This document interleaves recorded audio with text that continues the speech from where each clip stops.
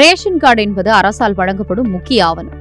உணவுப் பொருட்களை மானிய விலையில் பெறுவதற்கும் முகவரி மற்றும் குடும்ப அடையாளத்தை உறுதி செய்வதற்கும் இது பயன்படுகிறது. ஆனால் பொதுவாக ஒரே முகவரியில் 2 ரேஷன் கார்டுகளை பெற முடியாது. அரசின் விதிமுறைகளின்படி ஒரு குடும்பத்திற்கு ஒரு ரேஷன் கார்டே வழங்கப்படும்.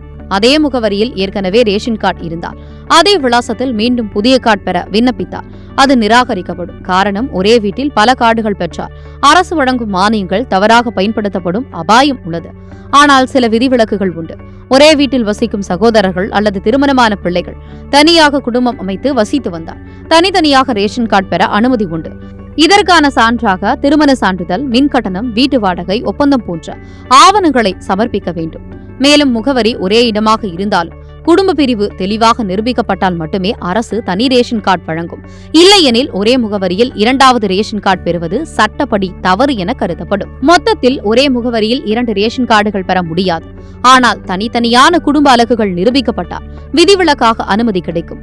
எனவே விண்ணப்பிக்கும் முன் தேவையான ஆவணங்களுடன் சரியாக விளக்கமளிக்க வேண்டும்.